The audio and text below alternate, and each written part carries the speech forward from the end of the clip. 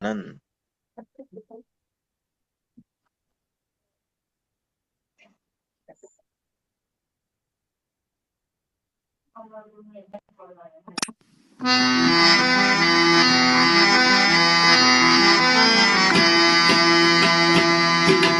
પાણી તેવી વાણી, આહાર તેવું મન તન સર્વા હારે, ભોજન માહો સત્સંગ.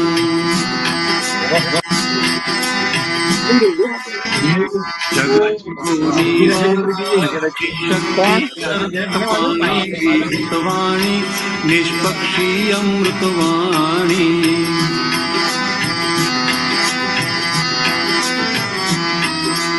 બે આંખોના દીપથી જોવાના સૌમાં આત્મ ભગવત દર્શન, નિશ્ચલ પોષક શિવ સત્યમ. કર્ણાહારે સંચલ જો નિર્મલ જ્ઞાન જવાણી, વિહરી ઉલ્સો સંપૂર્ણી આત્મરમણ.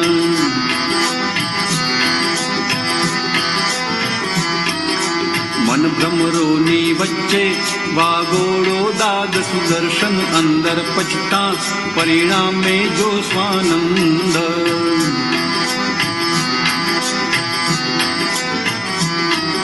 બુદ્ધિના આશયમાં પરિપાકે સમ્યક બુદ્ધિ, સ્વાતમ લક્ષી સ્થિરતાદાયક સદબુદ્ધિ.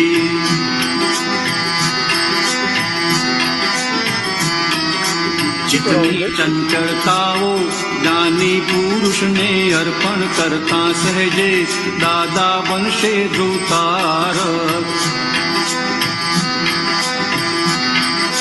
કરતા ભોગતા પદનો અહમ દાદા વશ વર્તો, અપના કુછ નહીં જાણ્યું ત્યાં શેષ સ્વરૂપમ.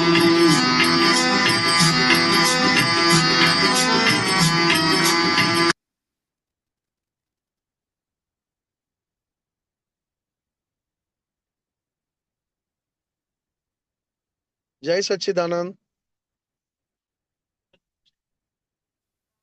જય સચ્ચિદાનંદ.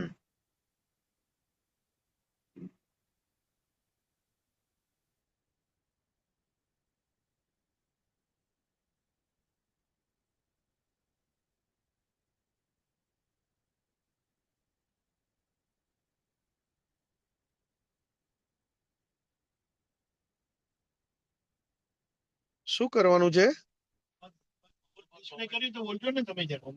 નથી પદ ડિસ્પ્લે નથી કઈ. હા, એક જ મિનિટ. પદ પેલું એ કરું છું શેર.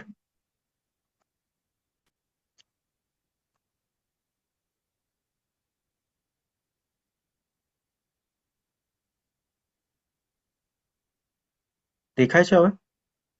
હા, દેખાય છે, દેખાય છે.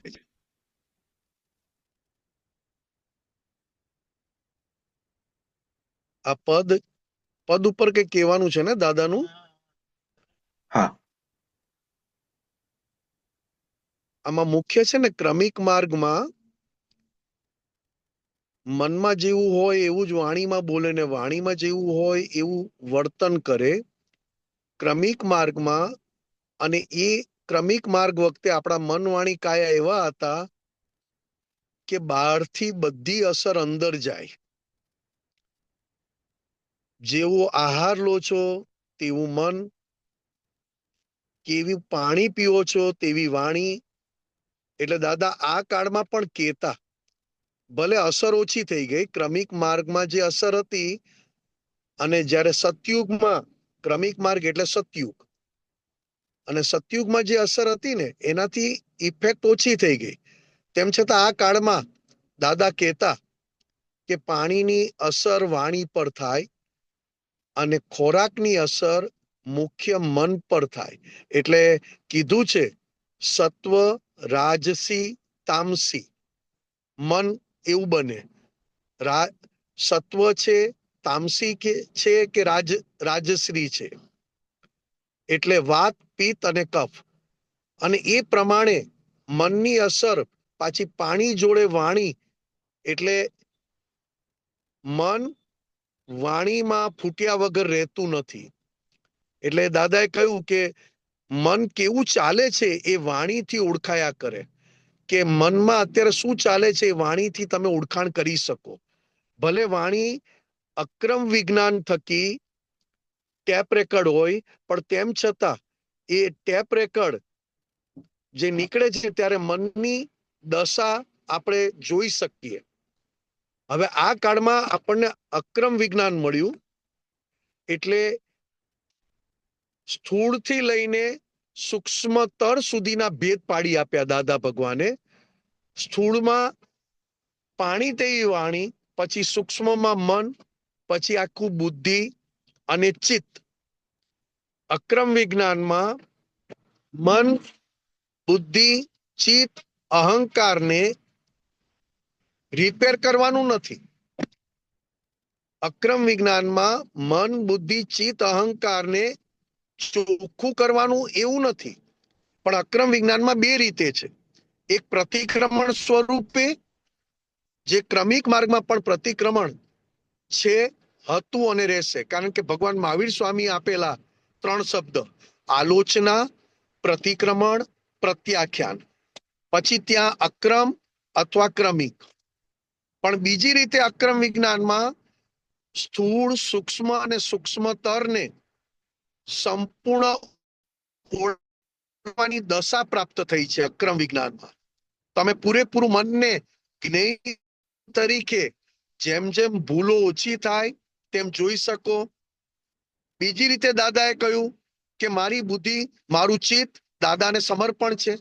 હું દાદાના અંતરમાં મૂકી દઉં છું, દાદાના ચરણોમાં મારી બુદ્ધિ અને ચિત્ત સમર્પણ કરું છું. એ જેટલી તમારી સિન્સિયરિટી મૂકવાની, એટલું આપણું બુદ્ધિ અને ચિત્ત ઓળખાય અને દેખાય. કારણ કે દાદાના ચરણોમાં મૂકવામાં એ કેટલો પાવરફુલ છે, એટલું એનું જ્ઞાતાપણું પાવરફુલ થાય. કારણ કે બધું જ્ઞેય સ્વરૂપે છે, દ્રશ્ય સ્વરૂપે છે. એમાં સૂક્ષ્મ એટલે કે બુદ્ધિ અને ચિત્ત, આ બંને, આહાર તેવું મન અને પાણી તેવી વાણી, એ આપણને મન જે બતાવ્યું છે આમાં, એ દ્રવ્ય મનની ઓળખાણ આપી છે. દ્રવ્ય મન કે જે અત્યારે આપણે હૃદયમાં લઈને આવ્યા છીએ. આપણા સૌના હૃદયમાં દ્રવ્ય મન છે. ભાવ મન એ સૂક્ષ્મતમ છે. એ મન દાદાએ આપણને ઓગાળી આપ્યું. એ ભાવ મન આખું ઉડાડી દીધું. પણ દ્રવ્ય મન એ અંતસ્કરણના કર્તા સ્વરૂપે છે. કારણ કે દ્રવ્ય કર્મનો કર્તા સ્વરૂપ હજી જ્યાં સુધી એની ઇફેક્ટ છે, ત્યાં સુધી જ્ઞાતા જ્ઞેયનો સંબંધ સ્થાપિત થતો નથી. કારણ કે દ્રવ્ય કર્મના કર્તા થવું એ મોટા મોટી ભ્રાંતિ છે આ જ્ઞાન લીધા પછી. હવે જેમ આપણે દાદાને સમર્પણ કરતા જઈએ કે દાદા, આ મારી બધી ભૂલો તમને સમર્પણ કરું છું. હવે કેટલા નિશ્ચય અને કેટલા હૃદયથી તમે મૂકી છે, એ પ્રમાણે જ્યારે જ્યારે ભૂલ ફૂટે, અથવા તો જ્યારે જ્યારે બુદ્ધિ અહંકારના પક્ષમાં ફૂટે, તો આપણને ઓળખાય. કેમ? તો કે હવે હું બુદ્ધિનો માલિક રહ્યો નથી ને, બુદ્ધિને મેં દાદા ભગવાનના ચરણોમાં મૂકી. એ જ રીતે ચિત્ત.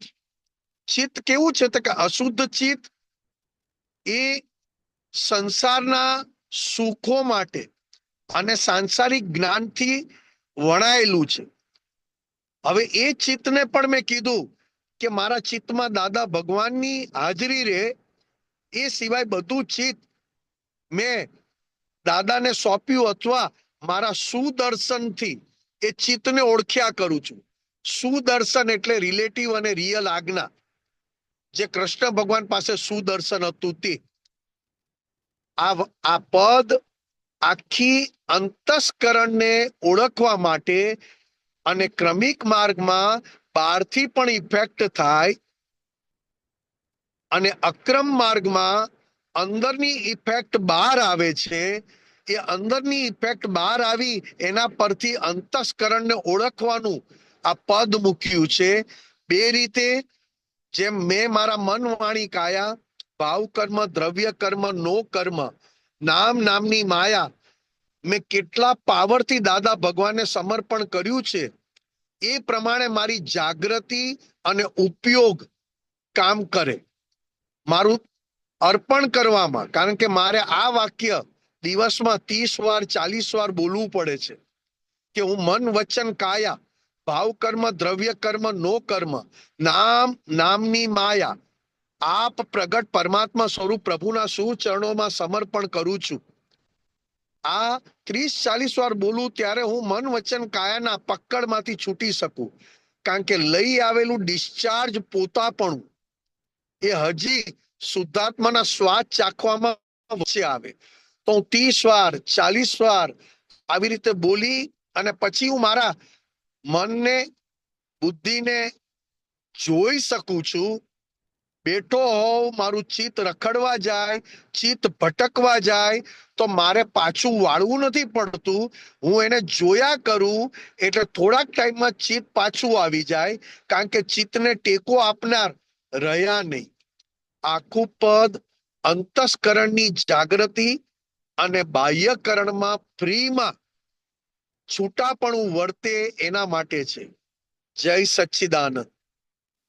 થોડું લંબાઈ ગયું હોય તો માફ કરજો, કારણ કે બોલવામાં કદાચ વધારે ટાઈમ લેવાઈ જાય છે.